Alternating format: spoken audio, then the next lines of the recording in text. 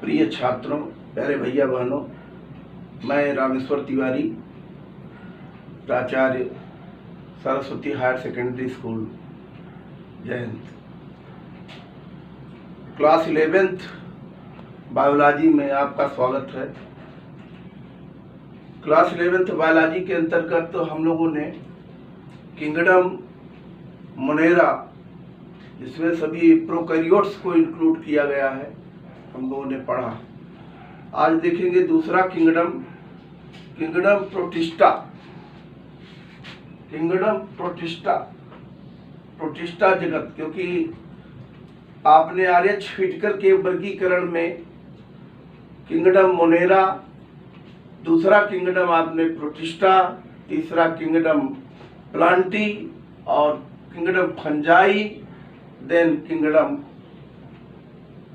Animalia, ये 5 जगत वर्गीकरण, 5 किंगडम क्लासिफिकेशन की एक रूपरेखा आपने पढ़ी थी। अब इनके जो मेंबर हैं उनके बारे में हम लोगों को देखना, तो आज हम लोग किंगडम देखेंगे प्रोटिस्टा। प्रोटिस्टा किंगडम के अंतर्गत किन जीवों को सम्मिलित किया गया है? ऑल यूकैरियोट्स, सभी यूकैरियोट्स हैं। और कैसे हैं? यूकैरियोट्स हैं, यूनिसेलुलर हैं, ये दिमाग में रखना, एक कोशिकीय है, यानी यूनिसेलुलर यूकैरियोट्स। जैसा किंगडम प्रोटिस्टा में एक कोशिकीय यूनिसेलुलर यूकैरियोट,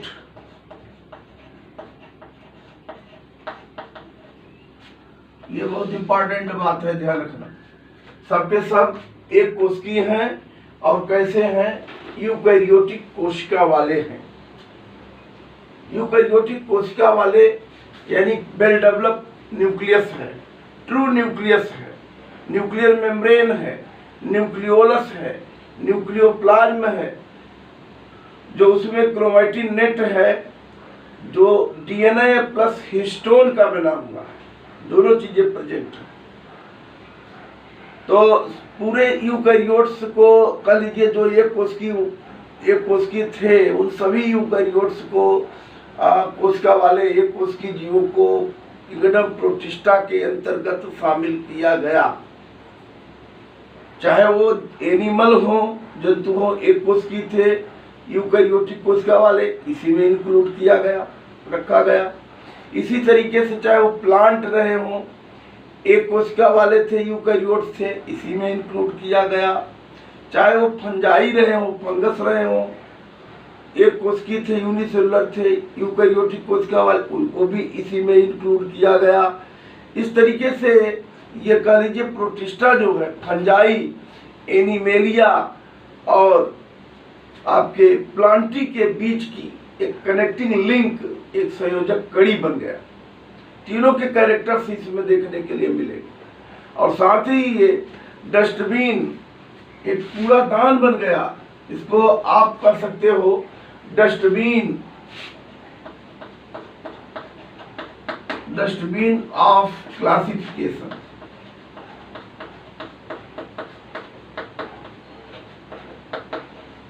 वर्गीकरण का कूड़ादान, क्योंकि बहुत ढेर सारे जीवों को शामिल कर लिया गया। ऐसे जंतु भी इसी में आ गया, पादप भी, प्लांट भी इसी में आ गए, कवक भी इसी में आ गए। क्यों आ गए? क्योंकि सब यूनिसेलुलर थे, एक कोशिकीय थे, उनको उठाकर एक साथ रखा उन्होंने, बेस जो लिया था वर्गीकरण का अपने। तो इस तरीके से वर्गीकरण का कूड़ादान बन गया। प्रोटिस्टा जो शब्द है वो प्रोटिस्टो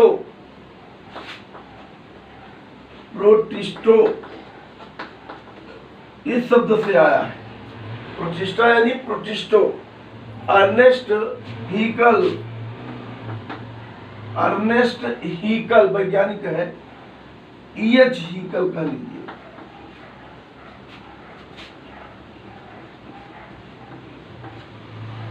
अर्नेस्ट हीकल ने 1866 में ये प्रोटिस्टो प्रोटिस्टा जिसको कह रहे हो, ये शब्द दिया था। प्रोटिस्टा किंगडम में लगभग 50,000 स्पीसीज इंक्लूड हैं। 50,000 जातियां इसमें लगभग कुल मिलाकर के रखी गई हैं। तो इसको आपको दिमाग में रखना है। कैरेक्टर विशेष रूप से ध्यान रखना कैसे हैं, यूनिसेलुलर हैं, यूकैरियोट्स हैं। अब इनमें चूंकि 3 ग्रुप एक साथ हैं, प्रोटिस्टा में 3 जो है ग्रुप एक साथ है, एनिमल भी है, प्लांट भी है और फंजाई भी है, इसलिए इसके कैरेक्टर विविधता पूर्ण है। इनमें ये बात तो क्लियर है कि यूनिसेलुलर है, एक कोशिकी है, यूकैरियोटिक कोशिका वाले हैं, बट ये ऑटोट्रॉफ्स हो सकते हैं, स्वयंपोषी होते हैं, हो सकते हैं, कुछ होंगे हेटेरोट्रॉफ्स होंगे, विषमपोषी होंगे, पैरासिटिक होंगे, सेप्रोफिटिक होंगे, मृतोपजीवी या परजीवी होंगे। इनमें मुख्य रूप से लोकोमोशन के लिए सिलिया फ्लैजिला सिलियरी मूवमेंट कर सकते हैं, फ्लैजिलर मूवमेंट कर सकते हैं, स्यूडोपोडियल मूवमेंट कर सकते हैं, स्यूडोपोडिया हो सकता है।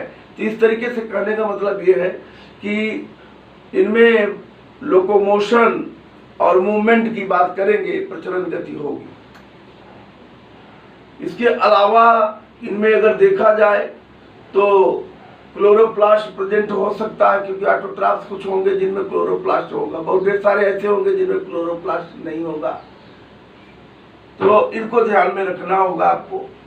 ये भी कैरेक्टर है। रिप्रोडक्शन में इनमें एसेक्सुअल, सेक्सुअल रिप्रोडक्शन, लैंगिक अलैंगिक दोनों प्रकार से जनन देखने के लिए मिलेगा। तो सेलवाल प्रेजेंट भी हो सकती है और अब्सेंट भी हो सकती है, क्योंकि जो प्लांटी किंगडम के अंतर्गत उसकी पौधे जो इंक्लूड किए गए हैं, एल्गी जैसे रखे गए हैं, तो क्लेमाइडोमोनास जैसे है, तो ये इनमें सेलवाल तो होगी, सेलुलोज की बनी हुई, बट जो एनिमेलिया के यूनिसेलुलर होंगे, अमीबा है, पैरामीशियम है, यूग्लिना, इनमें कहाँ से होगी? इनमें सेलवाल अब्सेंट होगी। तो और जो फंजाई के होंगे उनमें भी सेलवाल हो भी सकती है, नहीं भी हो सकती है, और होगी अगर तो किसकी बनी होगी? फंगस, सेलुलोज या काइटिन की बनी होगी।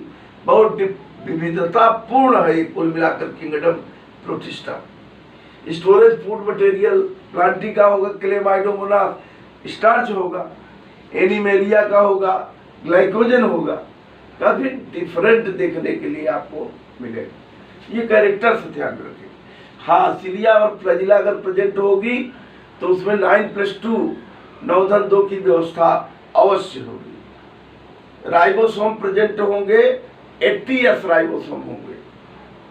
प्रोकैरियोट नहीं है ये, यूकैरियोट है, ध्यान देना, ये दिमाग में बैठ जाए। सबसे मूल मंत्र आपको याद रहे कि प्रोटिस्टा के अंतर्गत यूकैरियोटिक कोशिका वाले हैं और कैसे हैं, यूनिसेलुलर। ये मंत्र ध्यान रहे, दिमाग में रहे। इस तरीके से इनको आपको याद रखना होगा। अब देखिए थोड़ा सा क्लासिफिकेशन इसका देखेंगे हम लोग। Classification of kingdom protista. Classification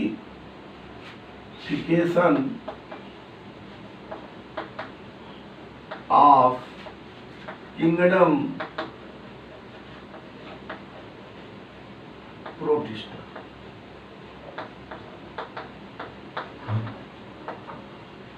protista kingdom का जो है वर्गीकरण, प्रोटिस्टा किंगडम को मुख्य रूप से ध्यान रखेंगे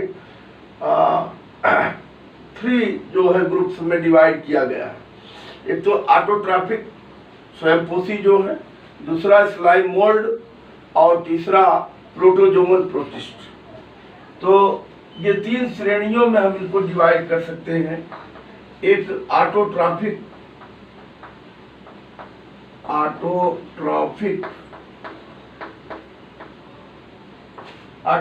माने जो स्वयंपोषी है, ऑटोट्रॉफिक प्रोटिस्ट।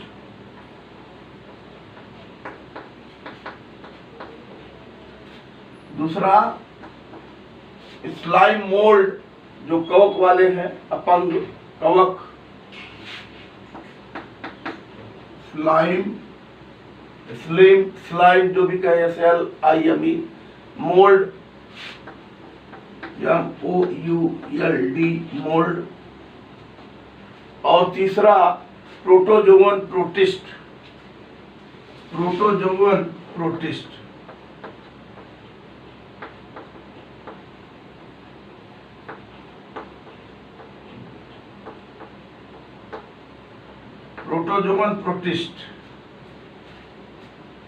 ये 3 श्रेणियों में इनको डिवाइड किया गया है। फर्स्ट है ऑटोट्रॉफिक प्रोटिस्ट। इसके अंतर्गत ये ज्यादा किसके हैं? प्लांटी के हैं, वास्तव में पादप किंगडम के हैं, जो यूनिसेलुलर है, एक कोष की है।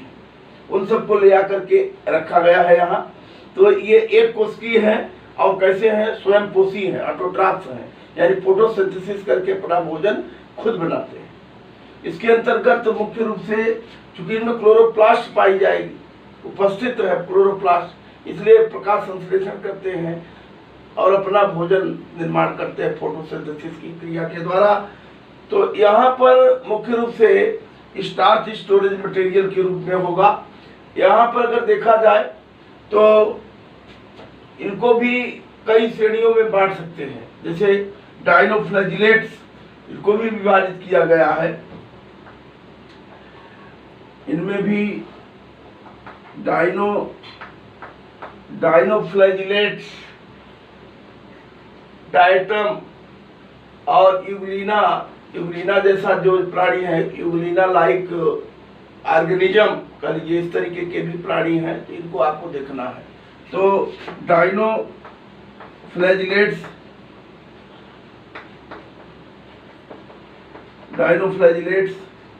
इसके अलावा इसमें इनको रख सकते हैं डायटम्स को। डायटम भी स्वयं पोषी होते हैं, डायटम्स। और तीसरा जो है ध्यान रखेंगे, यूग्लिना लाइक ऑर्गेनिज्म। यूग्लिना के समान ये भी क्लोरोप्लास्ट होता है, इनमें भी प्रकाश संश्लेषण ये भी करते हैं, भोजन बनाते हैं, तो इनको रखा गया है। और स्लाइम मोल्ड में ध्यान रखेंगे, जो कवक वाला ग्रुप है, ये मुख्य रूप से सेलवाल अब्सेंट है, सेलवाल नहीं पाया जाता है इनमें, उसका वृद्धि नहीं पाई जाएगी। और इनमें बहुत ढेर सारे न्यूक्लियस हो सकते हैं, केंद्रक पाए जाते हैं, उपस्थित होंगे। इसके अलावा ये ध्यान रखेंगे, एक कोष की या कह लीजिए कोष की रचना जीव द्रव्य से चूंकि घिरे हुए पूरी रचना के रूप में है, तो या तो ये सेलुलर होंगे या ए सेलुलर। इस रूप में इनको भी 2 भागों में क्लासिफाइड कर सकते हैं। ये सेलुलर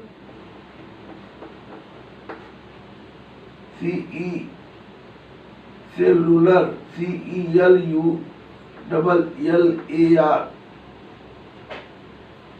सेलुलर, यानी कह लीजिए कि कोशिकीय, ये गड़बड़ लिखा गया क्या, कोशिकीय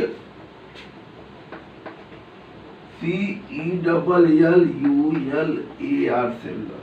दूसरा ए सेलुलर।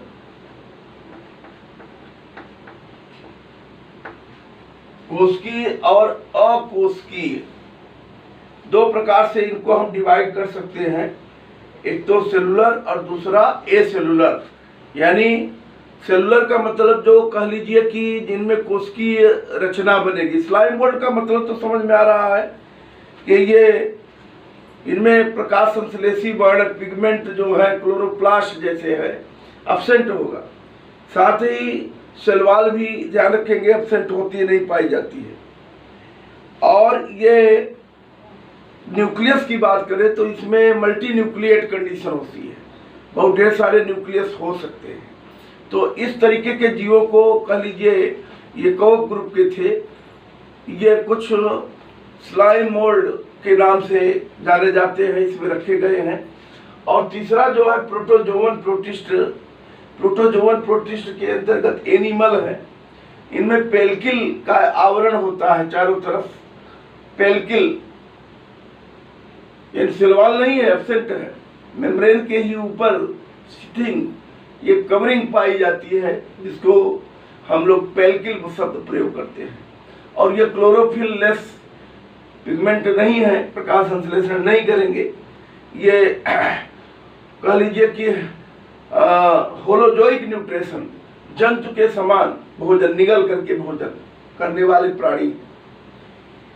एक कोशिकी हैं और सेलवाल एब्सेंट है। फोटोसिंथेसिस की प्रोसेस नहीं करेंगे क्योंकि इनमें क्लोरोप्लास्ट एब्सेंट है। तो ये काफी महत्वपूर्ण है। इनको भी डिवाइड किया गया है, जो प्रोटोजोआ है वास्तव में, इसलिए प्रोटोजोवन अमीबा, पैरामीशियम, यूग्लिना, जो समूह था, प्लाज्मोडियम, ये पैरामीशियम, बैटिसिला, ये सब का एक ग्रुप है जो उसके प्राणी इसके अंतर्गत हैं। इनको भी हम डिवाइड कर सकते हैं कई ग्रुपों में। इसको कौन कौन ग्रुप होंगे देखिए, यही लिख दे रहे हैं। जू फ्लैजिलेट, ZOO, FLAGELLATE, जू फ्लैजिलेट। जू फ्लैजिलेट के अंतर्गत आता है आपका ट्रिपैनोसोमा। एग्जाम्पल अगर लेना हो, ट्रिपैनोसोमा। ट्रिपैनोसोमा ये नाम फेमस भी है, याद रखना होगा पूरा। ट्रिपैनोसोमा गैम्बियंस ये स्लीपिंग सिकनेस, निद्रा रोग पैदा करता है। तो पहला हुआ जू फ्लैजिलेट,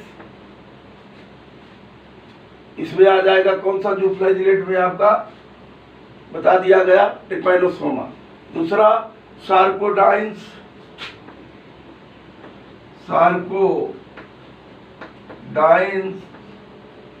सार्कोटीना जो भी कह लो, या राइजोपोडा कई नाम से जानते हैं। इसमें आपका अमीबा,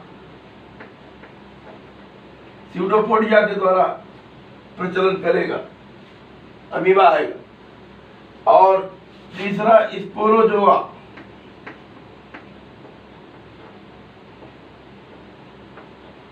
स्पोरोजोआ में आपका प्लाज्मोडियम आएगा।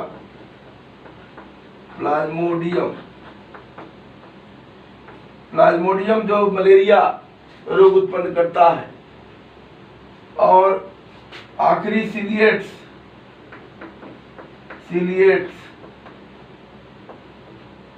इसके अंतर्गत पैरामीशियम,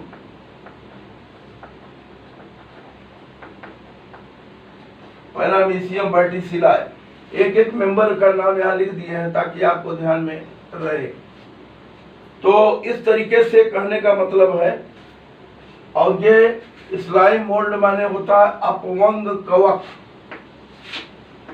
अपवंग हिंदी लिखना होगा तो कवक। और ये प्रोटोजोवन प्रोटिस्ट है तो प्रोटोजोवन प्रोटिस्ट ही। ऑटोट्रॉफिक प्रोटिस्ट यानी स्वयं पोषी प्रोटिस्ट। इनको याद रखना पड़ेगा आपको, इसलिए महत्वपूर्ण है। और ये वर्गीकरण ध्यान देंगे थोड़ा सा, इसी आधार पर हम लोग आगे इनको देखेंगे। तो क्लासिफिकेशन के बाद देखेंगे एक ऑटोट्रॉफिक प्रोटिस्ट की संरचना।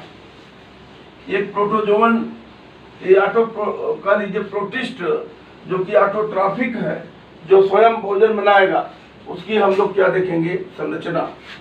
तो स्ट्रक्चर ऑफ ऑटोट्रॉफिक प्रोटिस्ट।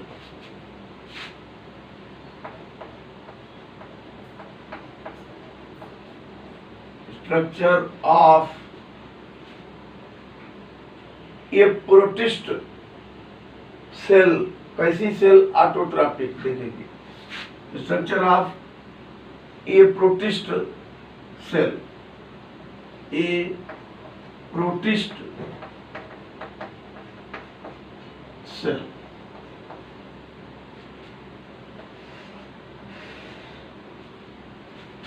देखिए एक प्रोटिस्ट की अगर कोशिका हम देखें, अब इसमें भी विविधता है थोड़ी। विविधता इसलिए है कि अगर हम ऑटोट्राफ्स की ले सकते हैं, हम स्लाइम मोल्ड की ले सकते हैं, हम प्रोटोजोवन की किसी ले सकते हैं। आइए एक ऑटोट्राफिक प्रोटिस्ट की संरचना देखते हैं। स्वयं पोषी जो है, पहला ऑटोट्राफिक था, उसी का सबसे पहले देखते हैं एक ऑटोट्राफिक प्रोटिस्ट की संरचना में कौन से भाग होंगे। जैसे क्लेमाइडोमोनास है ऑटोट्राफ। क्लेमाइडोमोनास क्या है? एल्गी है, बट ये यूनिसेलुलर होने के कारण इसको इंक्लूड कर दिया गया कहाँ? प्रोटिस्टा में। तो क्लेमाइडोमोनास स्वयं पोषी है, ऑटोट्राफ है। देखे होंगे उसमें कप शेप्ड क्लोरोप्लास्ट होता है। एक संरचना कोशिका की हम अगर बनाएंगे, देखेंगे किस तरीके की रचना होती है।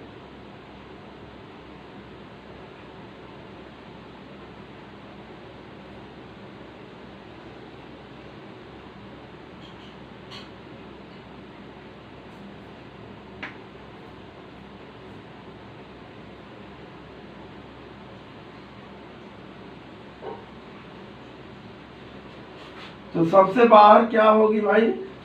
सबसे बाहर होगी इनमें सेल वॉल, उसका भित्ति, क्योंकि ये ऑटोट्राफ्स स्वयं पोषी है, यानी प्लांटी वाले के हैं। ये सबसे बाहर सेल वॉल पाई जाएगी, उसका भित्ति होगी, और वो भी सेल वॉल जो यहाँ उपस्थित होगी सेलुलोज की बनी होगी, क्योंकि वास्तव में ये प्लांट ही तो है। ये कोशिकीय थे, इसलिए उठा करके इनको यहाँ रखा गया। शैवाल है, एल्गी। तो यहाँ पर ध्यान रखेंगे, इनमें सबसे बाहर सेलवाल होगी, किसकी बनी होगी? सेलुलोज की बनी होगी। बाहरी परत पेक्टिन होता है, भीतरी परत सेलुलोज होता है। सेलुलोज की बनी कह देते हैं सीधे सीधे। इसके ठीक नीचे चलेंगे तो इसके नीचे पाई जाएगी, चाक ले लें थोड़ा कलर में, इसके नीचे ठीक होगी लिपिड प्रोटीन की बनी हुई सेल मेम्ब्रेन, ठीक नीचे इसके।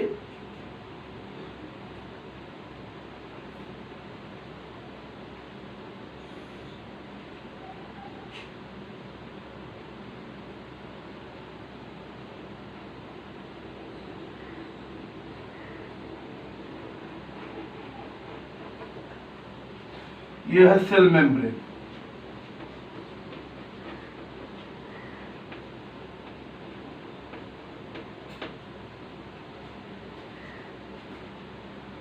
यहाँ पर ध्यान रखेंगे, एक रचना आप दिखाने जा रहे हैं, माने टिपिकल, ये प्रारूपी संरचना, किसी जीव की स्पेशल कोशिका नहीं है, एक प्रारूपी कोशिका की रचना। इनमें जानते हैं यहाँ क्या लगे होंगे? फ्लैजिलम पाए जाएंगे। तो कार्ड का चित्र है, तो यहाँ ये दिखा ले कि फ्लैजिलम लगा हुआ है। फ्लैजिलम जहाँ से निकलता है वो बेसल ग्रेन्यूल कहलाता है, बेसल ग्रेन्यूल, और ये फ्लैजिला है।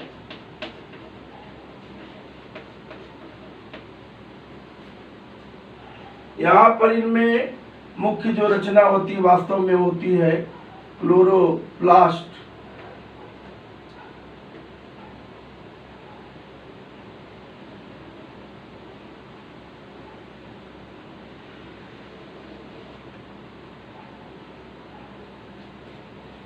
ये क्लोरोप्लास्ट है, जिसकी सहायता से प्रकाश संश्लेषण करके अपना भोजन बनाएगा। इनमें पिगमेंट होगा, क्लोरोफिल ए, क्लोरोफिल बी, ये कैरोटीन, ये सब पिगमेंट उपस्थित होंगे। यहाँ पर भोजन संग्रह करने के लिए, और वो रचना पाई जाती है एक विशेष प्रोटीन से घिरी हुई, कह लीजिए कि वो होती है पायरिनोइड। ये रचना उपस्थित है, यहाँ पर पाई जाएगी, जो कहलाएगी पायरिनोइड। पायरिनोइड ये क्लोरोप्लास्ट है।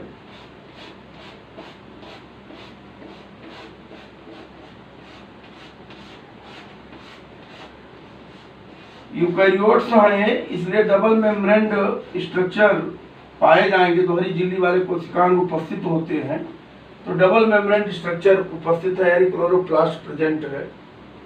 अंदर इसमें पिगमेंट लैमेली भी होंगी, तो वो दिखाने की बहुत जरूरत नहीं, रचना में दिखा लिए इस तरीके से उपस्थित है सब। यहाँ पर न्यूक्लियस केंद्रक पूर्ण वेल डेवलप न्यूक्लियस होगा, यानी न्यूक्लियर मेम्ब्रेन होगी,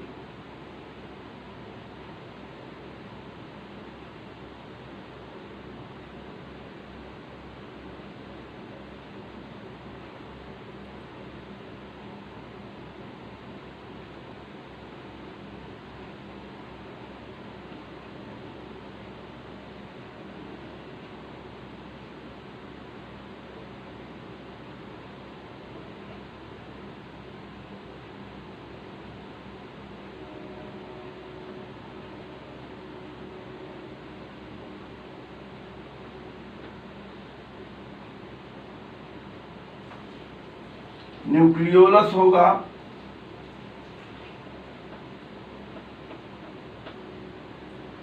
क्रोमेटिनेट होगा, वेल डेवलप न्यूक्लियस, न्यूक्लियोप्लाज्म होगा। ये न्यूक्लियस की रचना आप जानते हैं, पूर्व में पढ़ा चुके हैं, तो उसमें कौन कौन से भाग हैं आप सब जानते हैं। ये एंडोप्लाज्मिक रेटिकुलम लगा होगा उसी से, कुछ दूर दिखा लीजिए कि एंडोप्लाज्मिक रेटिकुलम भी लगे हुए हैं ये। और यहाँ पर एक सेंट्रोसोम्स सेंट्रियोल्स भी दिखा लीजिए आप,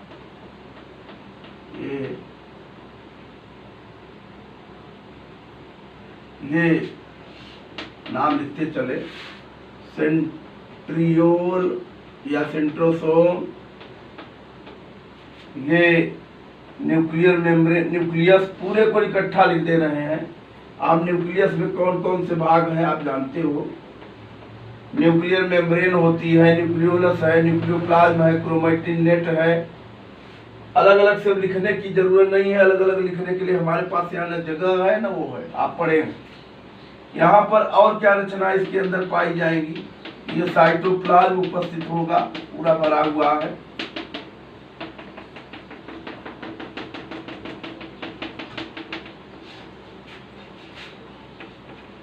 साइटोप्लाज्म है, इनमें कॉन्ट्रैक्टाइल वैक्यूल्स होती हैं, कुंचनशील रिक्तिकाएं पाई जाती हैं, ध्यान रखेंगे, जो ऑस्मो रेगुलेशन प्रकाश कह लीजिए कि परासरण नियंत्रण ऑस्मो रेगुलेशन का काम करेंगी। ये कॉन्ट्रैक्टाइल वैक्यूल, कुंचनशील रिक्तिकाएं, कुंचनशील धानियां जो भी कह लें, ये उपस्थित होती हैं। और ये मुख्य रूप से परासरण नियंत्रण, जल की मात्रा का कंट्रोल करती हैं, तो इनको विशेष रूप से आपको ध्यान में रखना है। और ये थैलाक्वाइड्स इसके अंदर हैं, ये क्योंकि क्लोरोप्लास्ट पूरा है, नाम लिख दिए हैं। ये रचनाएं जो दिखाई इनके अंदर थैलाक्वाइड है, थैलाक्वाइड पिगमेंट है उनमें, जो प्रकाश संश्लेषण का मुख्य रूप से कार्य करेंगे। तो एक प्रारूपी जो कह लीजिए कि प्रोटिस्ट, स्वयं पोषी प्रोटिस्ट की अगर रचना देखेंगे तो अभी इसमें राइबोसोम दिखा लीजिए, 70S नहीं दिखाए, माइटोकॉन्ड्रिया दिखा दीजिए, वो रचनाएं जो भी हैं उनको भी आप दिखा सकते हैं, क्योंकि दोहरी झिल्ली वाले कोशिकांग सब पाए जाएंगे। तो इनमें ये एंडोप्लाज्मिक रेटिकुलम के ऊपर जहां दिखाए हैं ER है, यहाँ लिख दे रहे हैं हम, ER माने एंडोप्लाज्मिक रेटिकुलम। साइटोलॉजी आप पढ़ाए हैं, आपको ध्यान में होगा। ये उन्हीं पर ये पाए जा रहे हैं क्या, राइबोसोम, यहाँ लिख दे रहे हैं। राइबोसोम कितने एस प्रकार के, कितने एस वाले होंगे, 80S राइबोसोम प्रेजेंट होगा, क्योंकि ये यूकैरियोटिक कोशिका वाले हैं, दिखा सकते हैं। माइटोकॉन्ड्रिया दिखा सकते हैं, माइटोकॉन्ड्रिया पाई जाएगी। दोहरी झिल्ली वाला कोशिकांग ये भी है। तो ये माइटोकॉन्ड्रिया, कहने का मतलब बाकी कोशिकांग सब तो पाए ही जाएंगे सभी, क्योंकि ये यूकैरियोटिक एक कोशिका है। तो इस तरीके से परीक्षा में कभी कभी ये पूछता है कि एक यूकैरियोटिक कोशिका की संरचना का नामांकित चित्र बनाइए।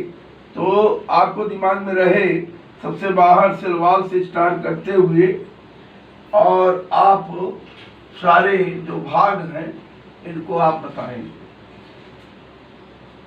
ये काफी महत्वपूर्ण है, इसको आपको करना है। इसके बाद हम लोग देखेंगे इनमें कह लीजिए कि किस तरीके से प्रचलन होता है। लोकोमोशन की बात करेंगे, क्योंकि लोकोमोशन की बात यहाँ पर करेंगे। प्रचलन की तो बहुत ढेर सारे प्रकार होंगे, सिलिया है, फ्लैजिला है, स्यूडोपोडिया है, और फ्लाई मोल्ड में देख रहे हैं कि वैसी रचनाएं नहीं है, तो ये भी मूवमेंट करेंगे। तो इसमें स्यूडोपोडिया तो नहीं है और ना ही फ्लैजिला सिलिया है, पर मांस विशेष प्रकार का जो इनमें फ्लूइड द्रव्य है उनकी सहायता से श्लेष्म म्यूसिलेजिनस सब्सटेंस, उसकी सहायता से भी फिसलेंगे, थोड़ा बहुत गति करेंगे। तो नेक्स्ट जो हम टॉपिक देखेंगे, नेक्स्ट वीडियो जो बनाएंगे उसमें हम लोग इनको देखेंगे। आज के लिए इतना पर्याप्त है, इसको ठीक प्रकार से देख लेना है, कर लेना है, बेसिक चीजें हैं क्लियर कर लेना है। अब इसके बाद शेष अगले उसमें देखेंगे। धन्यवाद।